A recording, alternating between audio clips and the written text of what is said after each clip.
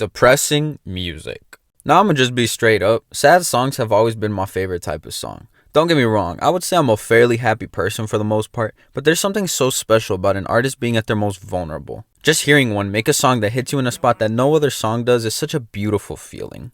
I really just want to express my love for sad songs in a video real quick cause I need content, but I'm not in the mood to do a whole review right now, so yeah.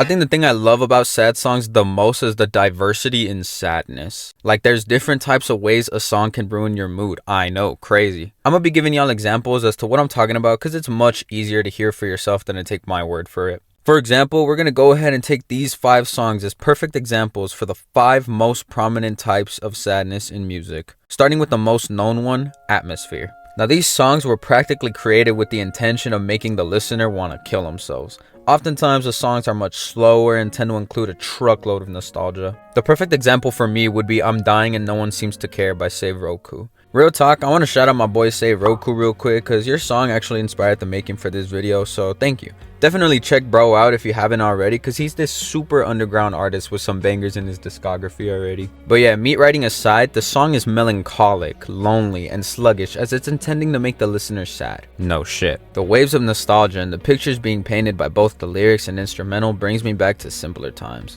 Hanging with friends, laughing, walking to an amazing view. It makes me sad, and that's the point. Another well-known example of this is No Surprises by Radiohead. Now, I don't think I need to explain this one, to be honest. The guitar alone is all the proof of nostalgia you need from this song. The next type of sadness is a similar but much less prominent type of sadness, Sympathy. Now, Sympathy is definitely the least popular of these 5 types of sadness, as it's not every day that an artist makes a song that makes us feel bad for them. The most prominent example I could think of is You by Kendrick Lamar. Now look, I know there's a gazillion videos analyzing this song word for word, bar for bar, so I won't talk about this track too long, but man, the complexity of all his self-hatred being bottled up is performed and spoken phenomenally. Now the reason this lands in the sympathetic category is that we can't fully understand what he's going through. The themes of self-hatred, depression, rage, and alcoholism aren't exclusive to Kendrick, obviously, but it's the personal anecdotes that pierce the idea of self-hatred the most here. He talks about the neglect towards people that he cares the most about and contrasts that to his career. How, regardless of being able to make a difference for hundreds of thousands of strangers, his younger sister got pregnant as a teen.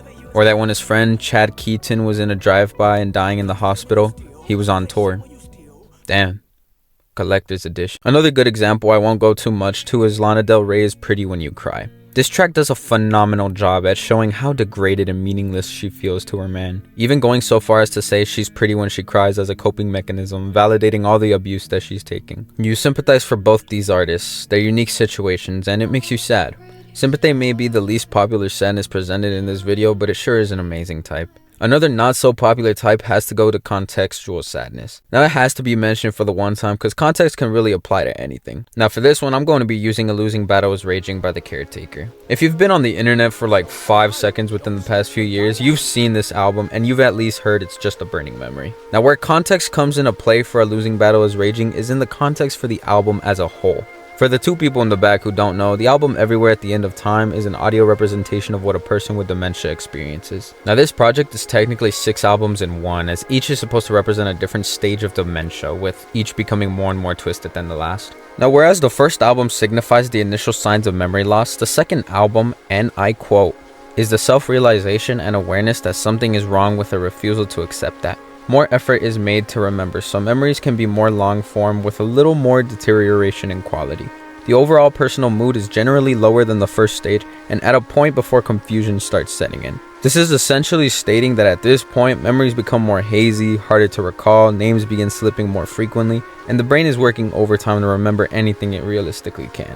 As A Losing Battle Is Raging is the first track off of the album, it hits the nail over the hammer perfectly. Everything from the old 30s sound to the record skipping being such a subtle indication of rapid decline perfectly exemplifies the horror and sadness of dementia. Now a little side note, but I actually find Stage 2 to be the saddest album of the 6. A lot of people say that Cake goes to Stage 6, you know, with the cries of angels and whatnot, but I find the last 3 albums to just be too much to comprehend because I obviously don't have dementia. And whereas the first album feels like a hazy dream and the third feels like the last attempt to hold on to true memories, Stage 2 just comes off as refusing to acknowledge there's a problem. It's sad experiencing the deterioration of memories, and the context that this is as close to feeling what a dementia patient goes through every single day is heartbreaking. Another heartbreaking sadness in music has to be personal affiliations. Now the unique thing about this one is that it could literally be applied to any song ever. Did you just so happen to get dumped while Save Your Tears was playing? That song is now sad. Did you get news a loved one passed while bumping Vamp Anthem?